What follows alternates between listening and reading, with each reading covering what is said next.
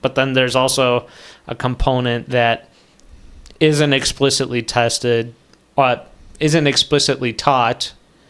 I don't even know if you really can teach critical thinking, but there aren't opportunities for a playground setting or whatever for kids to develop critical thinking until maybe college, if they incidentally go into a field that requires just have a teacher say the wrong thing or say something ridiculous and see like how many kids be like, teacher, that doesn't make any sense. It's like, that would be like, you passed. Could teach it. Yeah. Right. Well, it's like, hey, kids, question me type of thing. That would be a really good way to inoculate kids against like authoritarian regimes, is like have like these almost fire drills where the teacher insists like, no, right, this guy is yellow. And it's like, that's a dumb kind of example, but it's like they insist on something counter to what they said a couple weeks ago, counter to the actual material. And are the kids actually internalizing and integrating this information enough to push back even against an authority figure and say, no, here's all the evidence that shows that even though you're the one saying this, I have conviction to say you're wrong, I think there was actually a TikTok where the teacher was like, the sky is blue. And the kid was like, no, it isn't, teacher. It isn't blue. Because the sky isn't blue. It appears blue to us because of the atmosphere. But, I mean, that could be said for anything. Right. But at the same time, the teacher got ticked. He didn't like explain it and explain how, like, pedantic the answer was or anything like that. He just got ticked at the kid when he should have said, Actually, I do that to my nephew all the time. Cause when we have vegan, because they get ticked about, like, I wouldn't say that it's a religion to them, but then, I point out problems with veganism as far as why it might not potentially be so environmentally friendly as you'd hope, or well, no, it's like more like if like the average human, they're like, I don't eat any animals or whatever. It's like the average human eats how many bugs accidentally per year. It's like, no, you eat bugs, right? You don't intend to. Then I was talking about, do you drink sodas? How about dyes? Like, do you eat foods red with dye. dyes? Yeah, red dyes. It's like you eat bugs, like, basically all the time. No matter what kind of confectionery glaze, they eat a lot of. Anyway, education. To get off the bad news, yeah. No, but we were just talking about, like, how people critical thinking, because a lot of parents... That component is sorely missed in our education system. And it's really important if you're going to be a... parents, active the point of the veganism thing is society. That parents ingrain what they want their children. So parents can end up doing the same thing as a lot of the teachers are doing. It's like don't letting the kids. That was the point of the veganism thing. So I'm wondering if that has to start at home or where that can start to improve. Whether you have some stellar teachers that actually, do that, introduce critical thinking early on, or if the teachers, maybe are the parents who should have awareness for the parents and be like, hey. It's a great question too, is like, where in the separation of, or the share of responsibilities, what developmental skills should be done by the parents, what should be done by the teachers? Like, we never have even a conversation about that. Should we have a system where parents can come and go and play in a group classroom environment with their kids? I know there's a lot of models where,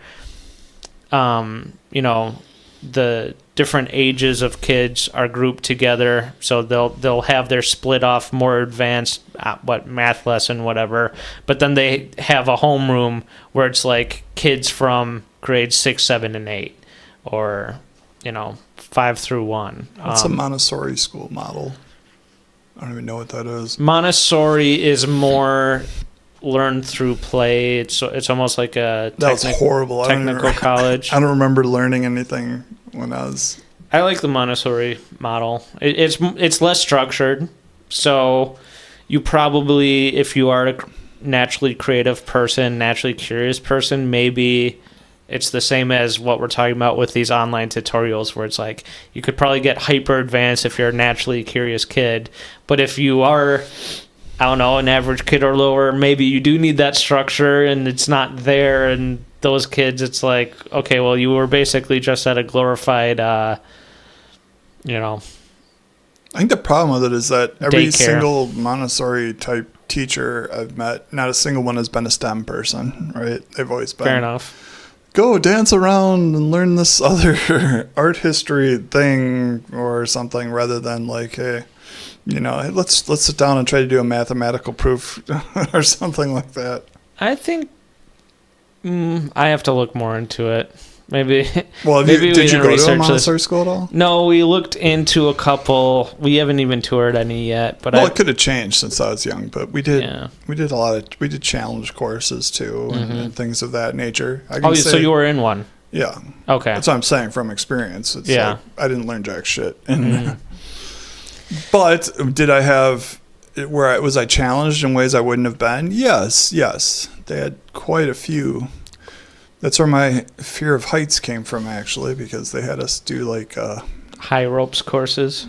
Yeah, basically. It's a cliff. There's a cliff and a log going across it in 2 nuts, and then you're probably like 6 or 7 stories up, and you're a toddler. You're not a toddler. You're in like early grade school, right? That does sound pretty traumatic.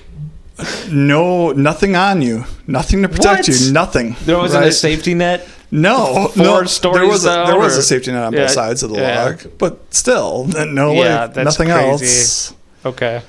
Yikes. Yeah, I don't know about that.